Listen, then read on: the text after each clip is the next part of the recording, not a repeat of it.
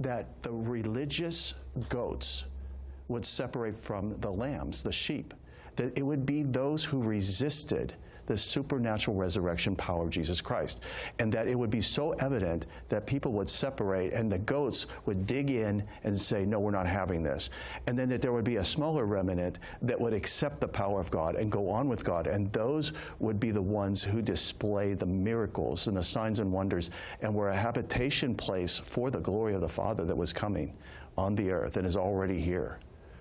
And one of the things you were showing was something that someone prophesied over me, that people would have visitations of Jesus and be totally changed.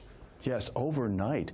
As soon as they go to bed, Jesus said that because it's so busy and people are in fear right now, he said, even my people are in fear. He said, I'm going to visit them at night, and I'm going to convince them otherwise that I'm a good God. I'm going to show them their future.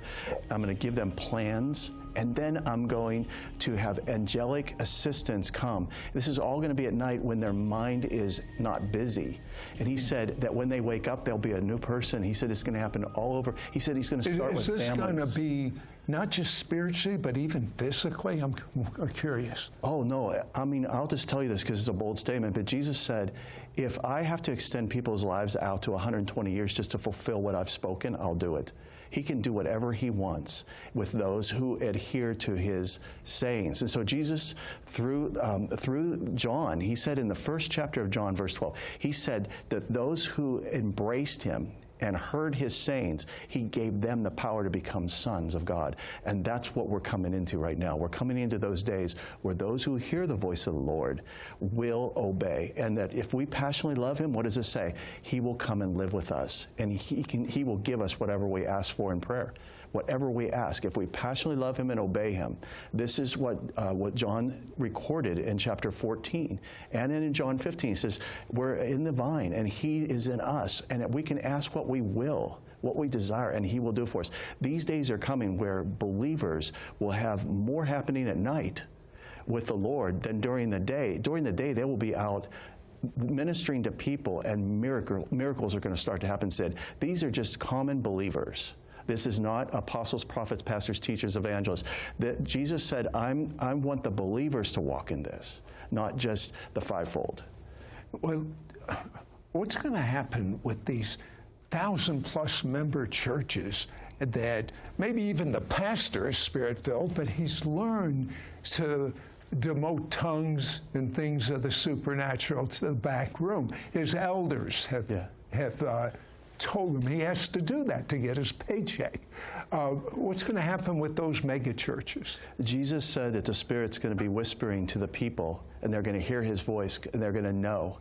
They're going to know the true voice of God, and they're going to migrate out of that, out of those places, and they're going to go where the Spirit of the Lord is allowed to move, where salvations are allowed, where healings are allowed, where deliverance is allowed, and where God is portrayed as a good God who has provided for us everything we need for life and godliness in this life. And that's through Jesus Christ. Jesus is going to be lifted up, but there'll be a migration out. The sheep will know that there's a religious spirit involved, and they will. That you were told there is a short season to get ready for what is coming.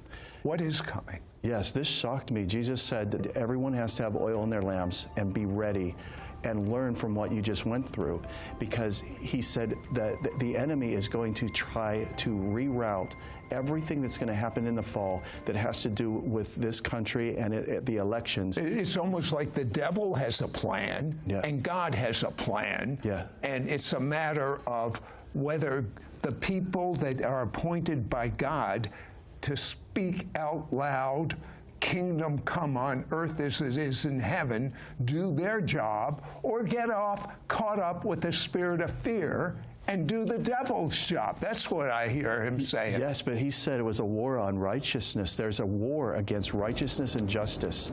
And that is what's really going on here. It has to do with rebellion and witchcraft. It's on the surface, you think it's this party or that party or this president or that president, but it really has to do with righteousness, ruling and reigning. This is the demonic fighting back because they know they're about to lose their stronghold. This is what's happening right now. That's why Jesus said, you got to tell the believers, this is their time to shine. They need to not be silent. And this is what he told me. He said, tell the people, vote in heaven and vote at the polls.